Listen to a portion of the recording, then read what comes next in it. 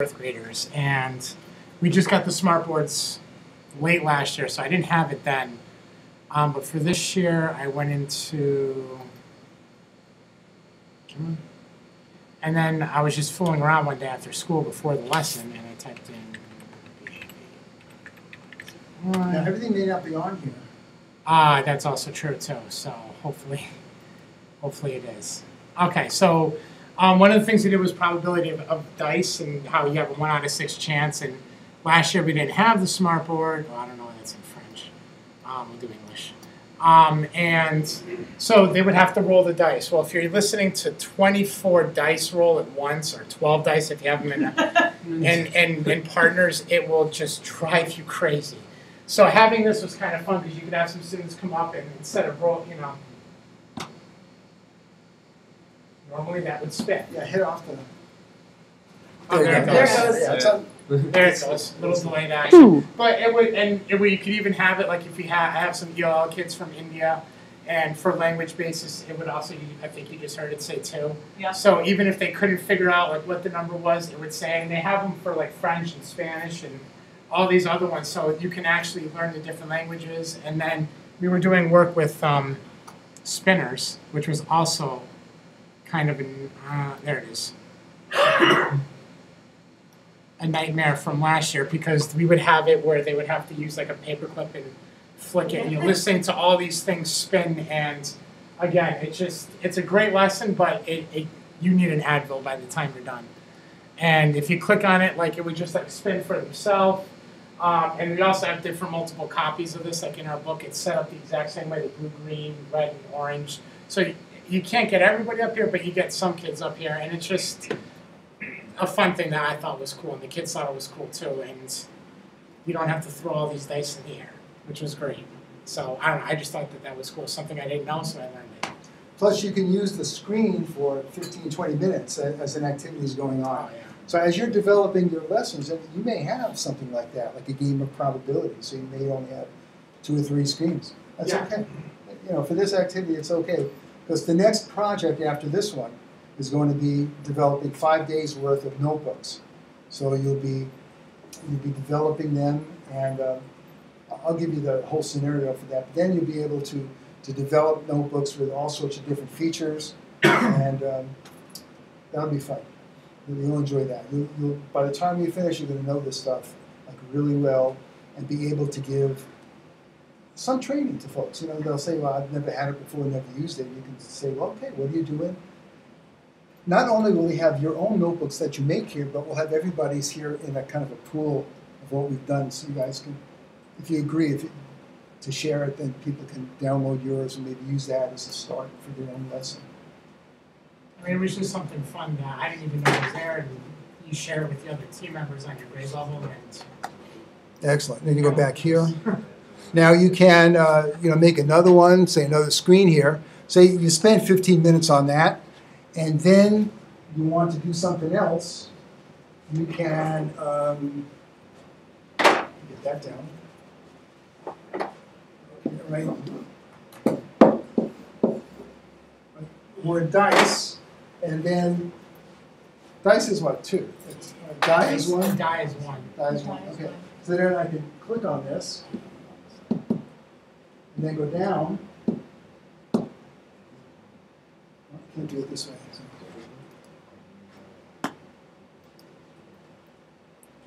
Recognize dice. And so you can have, you've done this, right?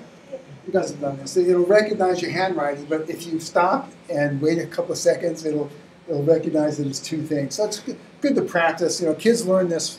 They'll pick this up really quickly on how to print something. And you can also have it in Spanish, I believe. And that's another thing that you can figure in. If you're doing like a writing lesson or something, or labeling, for example, you may have something up there like a fruit fly, or just like anything that you're studying, and then you can have students label it by just writing on it. And sooner, do you have kids write on the board? Oh yeah. Do they ever get used to being able to write so that they can actually change the handwriting into recognition? Yeah, and they love switching the eraser with the pen, and then they write with the eraser and they get it. Okay. Also, Because the color is in the light. If you look here, the color is not in here. Because I've had the green and the blue, and if I write, it's green even though it's a blue pen because the color is in the light. We only put that up there as a guide for folks. Now, you can also, as you're doing this, whatever content you have up there, you can take it from the web or any of your sources. You can also go to anything here and click on the pen. Yes. Where's the pen? It's to the right. I can't even see it. I think below the arrow. Yeah, oh, it's hard to see. There's the pen. Arrows. Yeah. Okay, so I click on the pen, and then I have here several pen choices. Magic pen. And the Magic Pen's one, but there are other pens too. So here is the calligraphy pen, crayon highlighter, and the Magic Pen. So the Magic Pen allows you to draw a circle around something. I get the pen on here. But it allows you to draw a circle or a square. Should be up to now.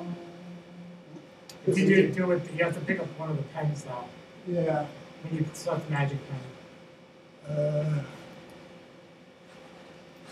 And circle it.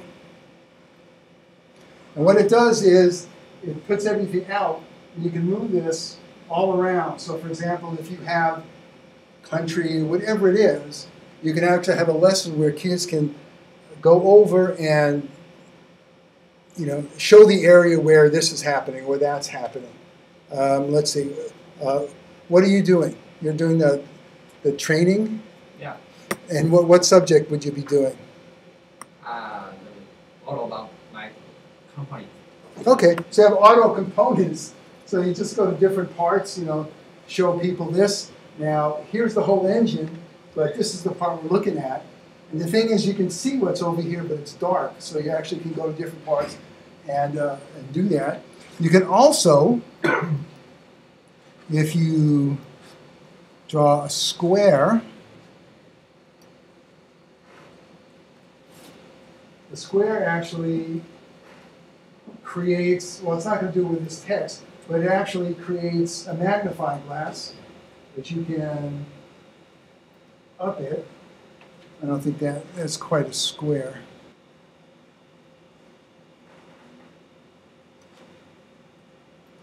Yeah, see, it magnifies it, so it makes it bigger. So if you have something that you want to show out.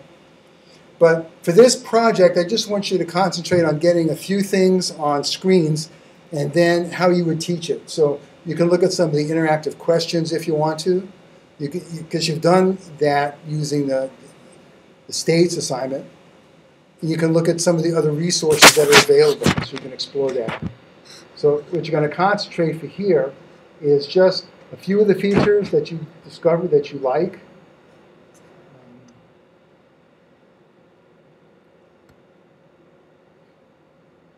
I'm just trying to think. Yeah, and that's what you'll be doing.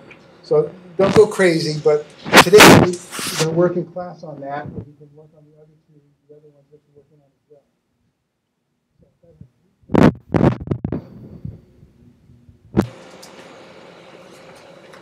Yeah. Are you okay if we do some tutorials like right now? Do what? Like some tutorials, like we find a tutorial and we go through them. Like Sure. right now.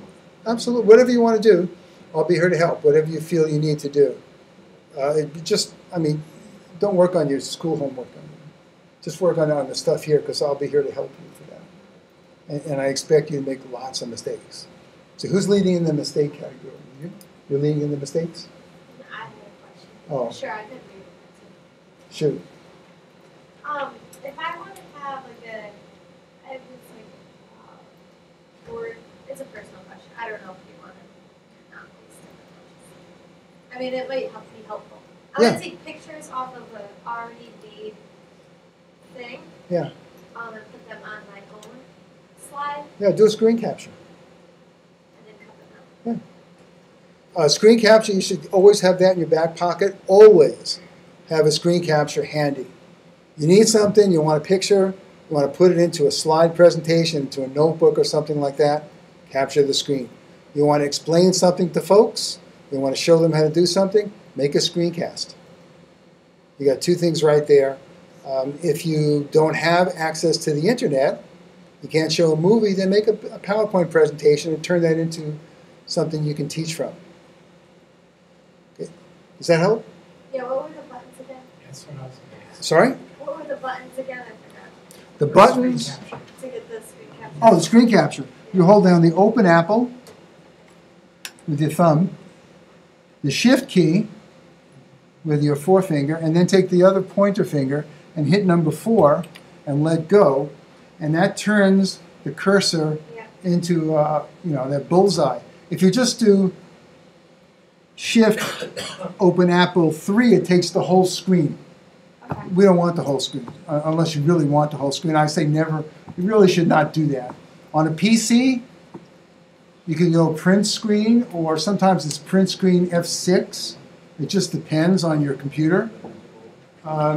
You can do a single screenshot with Screencast-O-Matic. So if you know how to use Screencast-O-Matic, you go on your PC, you want to make a single screen, you can do that with Screencast-O-Matic. It lets you do a single screenshot. So, I mean, there's almost no excuse not to do that if you need to do it. So both of those these are basic fundamental things that you'll use over and over again. When I was in the Air Force, we used to work on airplanes on the flight line. We only had 2 things in the tool bag. We had a hammer and we had a pair of, what do you call those, cannon or channel locks. And that's it. And then everything could be fixed with either one of those.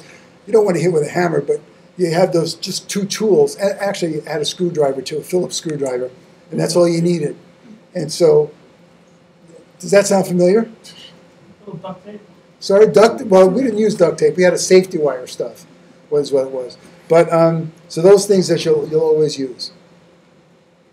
One more question. That's like you got a free question. Yes? How do you change the background color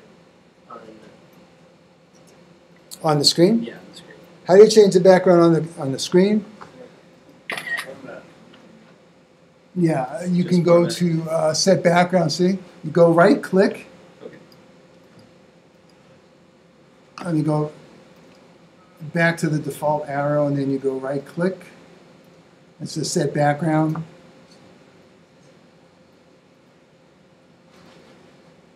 Come on up. I think it's because I've got the screen recording up there. Oh yeah, okay, so let's see. That any of the light colors, you don't want to make it too dark. So really, even this is kind of dark. You want to have everything. You want the foreground to stand out. You want the background to be in the background. That's what I call it, background. Don't have the background overwhelm. You don't need gradients and all that other stuff. You don't need anything fancy. You know, if you have a template that works, okay, then live with it. Okay, so what we're going to do is, at this point, we can take a 15-minute break, or you can keep working. And we'll stop at 6:55 so that people can get to Dr. Bed's class. Then I'll come around and look at everybody's individually and give you feedback. Sound good? Okay, so if you need to go to the bathroom or get a drink,